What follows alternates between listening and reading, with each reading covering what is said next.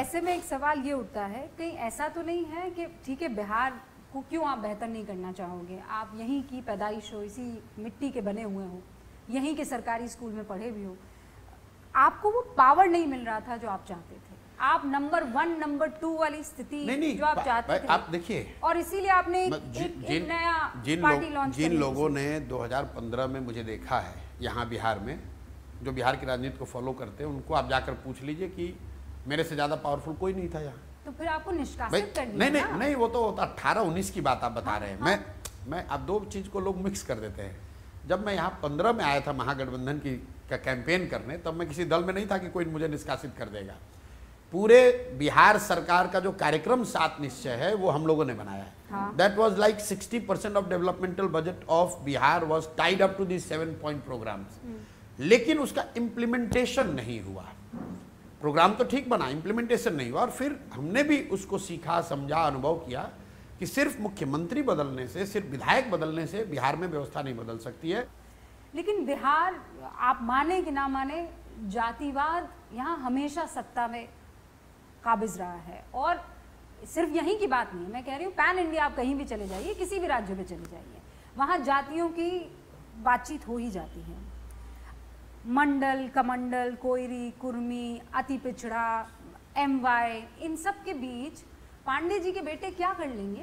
पहली बात तो आपने अच्छा किया कि माना कि सिर्फ जाति बिहार में नहीं है। देखिए, जाति समाज की एक बड़ी सच्चाई है, पूरे देश में है। और अगर आप राजनीतिक जीवन में कुछ करना चाहते हैं तो आपको समाज के अन्य विषयों के तरह जाति की भी समझ होनी चाहिए।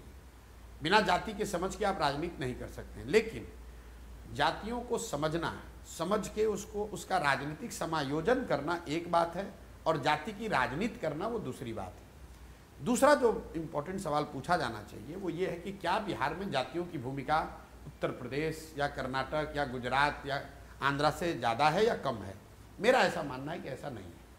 यहाँ पर ज़्यादा नहीं है। जितना जातियों का प्रभाव उत्तर प्रदेश में है, गुजरात में है, कर्नाटक में है, तमिलनाडु में है, उतना बिहार में पूरे हिंदुस्तान में। अब लोग कहेंगे नहीं, ये तो भैया ऐसा नहीं है।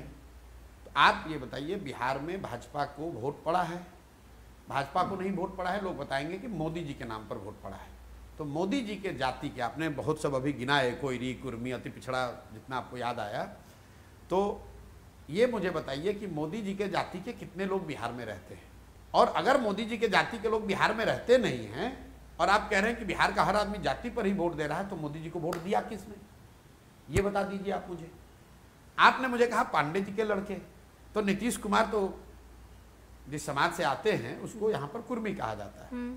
तो कुर्मी समाज की संख्या बिहार में कितनी ज्यादा है? अगर आप सिर्फ नंबर के हिसाब से देखिएगा तो उन लोगों ने, हमारा कोई जातियों में यकीन नहीं है, मेरा नाम में पांडे नाम नहीं है, लेकिन लोग राजनीति के लिए ऐसा चला रहे, जो जाति की राजनीति करते हैं वो कहते हैं। तो अगर आप ब्राह्मणों की संख्या जोड़ें तो कुर्मियों से ज्यादा है बिहार में। तो अगर कोई कुर्मी समाज का आदमी बिहार को लीड कर सकता है तो कोई ब्राह्मण, कोई कुशवाहा, कोई नोनिया, कोई सहनी, कोई मुसहर, कोई पासवान क्यों नहीं कर सकता है? एक मिनट रुकिए बात को पूरी समझ लीजिए। ये जो लोगों ने ये भ्रम फैला रखा है कि अगर आपकी जाति की संख्या नहीं होगी तो आप कैसे चुनाव लड़ोगे, कैसे जीतोगे? तो भाई नीतीश कुमार की जाति की संख्या कितनी है? नहीं, पर जाति की संख्या, पीके जाति की संख्या की आप कह रहे समीकरण बनाने की बात। हाँ, आप सवर्ण हैं। सुन लीजिए आप सवर्ण हैं। और यहाँ कहाँ संविधान में लिखा है? कहीं नहीं लिखा है कि सवर्ण, नहीं कहीं नहीं लिखा है। एक मिनट, आप ये कहाँ संविधान में लिखा है कि सवर्ण राजनीति नहीं कर सकता है या कोई राजनीतिक प्रयास नहीं कर सकता है? से कोई ये सवाल क्यों ना पूछे कि आप जिन लोगों के लिए काम कर रहे थे, पैसा लेकर जिनको जितवा रहे थे, जिनकी हर बात को आप जनता के बीच में सबसे चमकदार तरीके से पहुंचा रहे थे, आज आप उन्हीं को गाली दे रहे हैं। आज कह रहे हैं यही लोग सबसे खराब। तो पहले वाला प्रशांत किशोर सच्चा कि अभी वाला प्रशांत किशोर सच्चा? प्रशांत किशोर ने अगर पूरे इस 2 साल के अभियान में ये कहा हो कि कोई खराब हो, आप पूरे अभियान को अपने ध्यान से देखा ही नहीं। 2 साल में मैंने आपको बहुत नजदीक से मैं बता रहा हूँ, आप मेरे सभाओं को जाकर देखिए। मैं कहता हूँ वोट जिसको देना है दो। एक बार नहीं कहता हूँ, 4 बार 5 बार कहता हूँ, वोट जिसको देना है दो, लेकिन वोट अपने बच्चों के पढ़ाई रोजगार के लिए दो। पूरा अभियान ही बस उतना ही है। मैं तो लालू जी का सम्मान करा रहा हूँ कि भाई लालू जी ने गरीब और पिछड़ों को आवाज दिया है कि नहीं, हाथ उठाकर बताओ। लोग कहते हैं दिया है। मैं कहता हूँ भाई नीतीश के राज में तुमको बिजली मिला है कि नहीं, हाँ मिला है, बताते हैं। मैं कह रहा हूँ भाई मोदी ने तुम्हारे लिए मंदिर बनवा दिया, 4 किलो अनाज बांट रहे हैं, उसके लिए हाथ उठाओ, लोग उठाते हैं। लेकिन इन लोगों ने तुम्हारे बच्चों के लिए रोजगार पढ़ाई नहीं दिया। और लोग ये लोग दोषी नहीं है, इसके लिए दोषी तुम हो, क्योंकि तुम्हें रोजगार पढ़ाई चाहिए ही नहीं। तुम खाली मंदिर मस्जिद और 4 किलो अनाज पर अपना वोट बेचोगे तो तुम्हारा यही दशा होगा।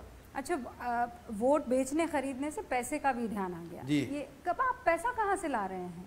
अभी तो आप कह रहे थे मैं पैसा लेके इतने लोगों को मैंने जिताया है। हाँ, मतलब तो अब भाई तक तो अगर 10 लाख 1000 करोड़ का तो आपका, तो अगर मान लीजिए कि 10 साल, हाँ, पहले तो लोगों को अपने दिमाग में क्लैरिटी रख लेनी चाहिए कि उनको ये समझना कि प्रशांत किशोर आपने अपना सारा पैसा लगा दिया है नहीं, जन सुन स्वराज लीजिए, में। मेरी नहीं, बात। पहले आप क्लियर कीजिए। पहले आप सुनिए, जो आपने कहा कि भाई पैसा कहाँ से आया, तो आप तो आज अंतिम में पहुंचे ना। यहाँ पर हर गांव, हर प्रखंड में लोगों ने मुझसे सवाल पूछा, पत्रकारों ने, कि पैसा कहाँ से आ रहा है। हाँ। मैं बता रहा हूँ। तो अगर आप ये समझते हैं कि प्रशांत किशोर ने 10 साल में इस देश में बड़े बड़े दल और नेताओं को जिताया है या जिताने में मदद की है, तो पैसा उन्हीं लोगों से या उनके मददगारों से ले रहे हैं जिनकी मदद हमने पिछले 10 साल में की है, जिनको पता है कि जैसे आपने कहा कि प्रशांत किशोर अगर काम कर रहा है तो कुछ ना कुछ अच्छा ही कर रहा होगा या कुछ सोच समझ के कर रहा होगा। पैसा उनसे मांग रहे हैं और ये अभियान के लिए मांग रहे हैं। इसमें कोई इतना बड़ा भी खर्चा नहीं है जो कि पैसा इकट्ठा न किया जा सके। जब ये दल 2 तारीख को बनेगा तो जैसे आपने 2011-12 में पहली बार देश ने देखा कि सोशल मीडिया का भी इस्तेमाल चुनाव प्रचार के लिए हो सकता है, वैसे डिसेंट्रलाइज क्राउड फंडिंग का जो मॉडल हम लोग खड़ा कर रहे हैं बिहार में, 2 करोड़ बिहार के लोग 100 रुपया जन स्वराज को दें ताकि 200 करोड़ रुपया इकट्ठा हो और उसी से चुनाव लड़ा जाएगा। अब आप बताइए, आपने जितना बिहार को देखा समझा होगा, 13 करोड़ की हम लोग की आबादी है। चाहे जितनी भी गरीबी है, 2 करोड़ आदमी ऐसा है कि नहीं जो कि 100 रुपया दे सके। अगर 100 रुपया 2 करोड़ लोग दे देंगे, 200 करोड़ रुपया हो जाएगा। नहीं तो वो आपको क्यों देंगे? वही इसलिए देंगे कि 2-3 बरस से जो हमने काम किया है उसको गांव-गांव में लग रहा है कि कोई एक आदमी आकर अपना पैदल चल के अपना जीवन खपाकर अगर हम लोग को लिए रास्ता निकाल रहा है, सही लोगों को खड़ा कर रहा है, सही लोगों को राजनीति में ला रहा है, तो 100 रुपया क्यों नहीं देगा? 100 रुपया इसलिए देगा ताकि उसको 2000 रुपया राशन कार्ड बनाने के लिए न देना पड़े। 100 रुपया इसलिए देगा कि उसको कल होकर इंदिरा आवास में 30,000 रुपया घूस न देना पड़े। 100 रुपया इसलिए देगा कि उसको दाखिल खारिज जमीन के रसीद कटाने में 5,000 रुपया ना देना पड़े। इसके लिए हम क्या कह रहे हैं, तुम अभी 100 रुपया दे दो, हम तुमको सबसे ईमानदार उम्मीदवार चुनाव लड़ा के जिता के लाएंगे। पर तो प्रशांत किशोर की आइडियोलॉजी क्या है?